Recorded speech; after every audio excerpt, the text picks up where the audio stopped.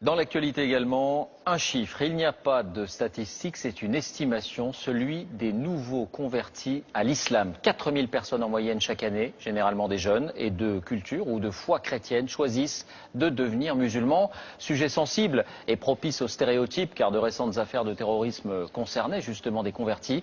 Alors au-delà des images toutes faites, qui sont-ils vraiment et pourquoi ce choix? Regardez l'enquête d'Arnaud Comte et Julien Pelletier. Ils se prénomment Stéphanie, David et Nicolas.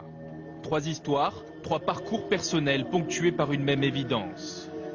Les questions que je me posais, je trouvais mes réponses dans l'islam.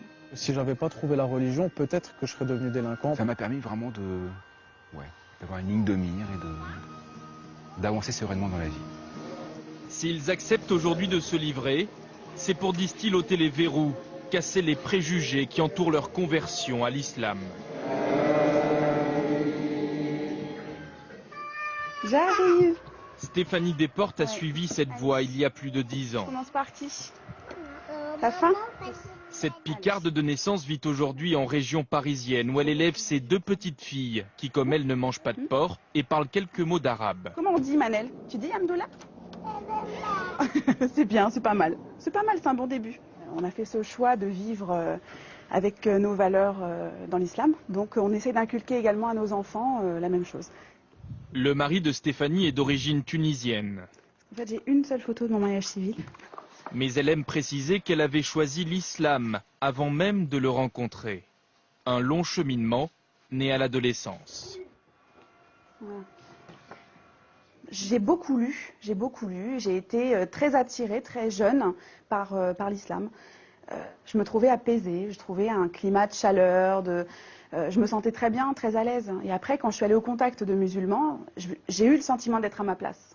Mais pourquoi cette religion plutôt qu'une autre? J'ai fréquenté des établissements catholiques. Je n'ai pas été baptisée, mais bon, j'ai un petit peu baigné dans ce milieu-là. J'ai pas trouvé toute la tolérance et toute l'ouverture d'esprit qui me tenait à cœur. Si aujourd'hui son discours est assumé, cette assistante maternelle issue d'une famille de tradition chrétienne a longtemps vécu sa foi, secrètement. Je faisais la prière en me cachant. Ou... Ah bon? J'allais me cacher, quoi. J'allais dans la chambre et puis je faisais la prière, mais c'était pas quelque chose qui se savait. Parce que vous aviez honte de vous être converti? Pas du tout. Jamais j'ai eu honte de me convertir ou d'être qui je suis. Jamais. Pas du tout de la honte. Mais encore dans un souci de préserver les autres. Je suis Parce que vous pensiez que votre choix pouvait faire du mal à vos proches? Du mal dans le sens où c'est pas encore quelque chose qui est très compris. Je sais. Et justement, je pense que parce qu'on ne connaît pas, on a peur, on juge. Cette peur d'être jugé, rejeté par les siens, Nicolas l'apprivoise depuis 1 an, depuis qu'il se rend chaque semaine à la mosquée de Voipy, dans la banlieue de Metz. Vous venez tous les vendredis là? Tous les vendredis, oui. Pour profiter un peu de la sérénité, de la spiritualité ambiante. Voilà, comme ça.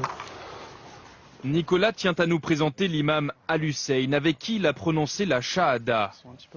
Quelques mots, une profession de foi qui en une poignée de secondes a scellé son entrée dans l'islam. La ilaha illallah Muhammad Rasulullah. Donc il n'y a de Dieu que Dieu et Mohammed est son messager. Au moment où je l'ai prononcé et que j'ai fini ma récitation, c'était une sorte de libération. C'est-à-dire que j'avais plus de poids et j'étais redevenu léger. Quand il ne prie pas, ce fils de militaire étudie l'histoire, le Coran et l'arabe. Depuis sa conversion, il a repris des études. Lui qui, à l'adolescence, préférait les petits larcins au banc d'école. J'avais besoin de ne plus faire ces choses-là. En même temps, voler c'est tellement facile, se faire de l'argent c'était tellement facile. J'avais besoin de quelque chose pour me casser de ça parce que je savais que c'était mal. Et ce cadre-là, j'ai trouvé dans l'islam et nulle part ailleurs. Ça aurait pu être autre chose, mais je ne l'ai pas trouvé. On pourrait penser, à vous entendre, que l'islam est finalement une lubie comme une autre. C'est-à-dire? Vous entendez quoi par là? Une mode. Une mode? Je pense que la mode, c'est plus pour ceux qui commencent à s'intéresser à l'islam parce qu'ils ont des potes maghrébins ou une fille qui les intéresse. Moi, c'est pas du tout une mode, c'est juste que... Voilà, il y a tellement de désinformation sur l'islam qu'à un moment, moi qui suis une personne autodidacte et qui ai toujours aimé apprendre, Il y a un moment, je me suis renseigné aussi, je me suis dit, il raconte pas mal de choses. Moi, ce que je vois au quotidien avec les gens de mon quartier, mon entourage, c'est pas ça. Comment vous expliquez que des gens comme vous, convertis, puissent faire peur à la société? Je sais pas, j'ai les yeux bleus, j'ai un joli sourire, je comprends pas. Chez les non-musulmans, l'image c'est, il s'est converti, c'est parce que le mec c'est un voyou, il a été engrainé par un gourou, il va poser des bombes. Concrètement, j'en connais pas des gens comme ça.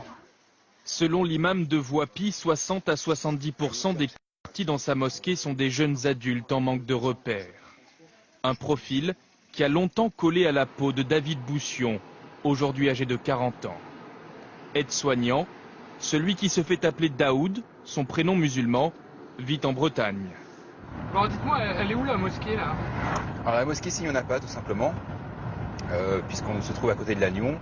La plus proche se trouverait à Saint-Brieuc, c'est-à-dire à quoi, à peu près 1h30, 2h d'ici.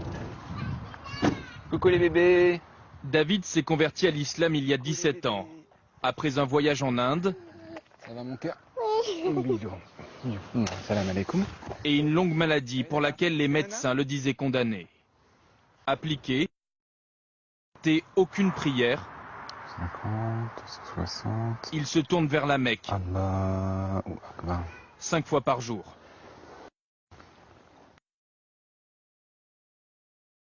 Avec du recul, David reconnaît qu'il aurait pu faire l'intégrisme au début de sa pratique. Il se souvient d'ailleurs très bien de ce qu'on lui disait parfois à la mosquée. Oui, mais tu es converti, mais tu ne seras jamais un vrai. Quelque part, c'était ça. Et comme beaucoup de convertis, ce qu'on veut faire, du coup, c'est rattraper une sorte de temps perdu et vouloir appliquer les choses, être très rigoriste et vouloir absolument tout appliquer. Et avec le temps, on met de l'eau dans son vin, dans son jus de raisin plutôt, et puis on apprend à faire la part des choses. C'est quoi la radicalité pour vous?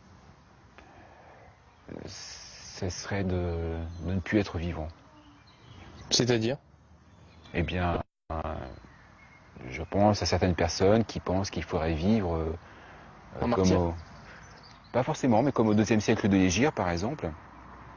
C'est-à-dire 2 siècles après la révélation de l'islam en Arabie.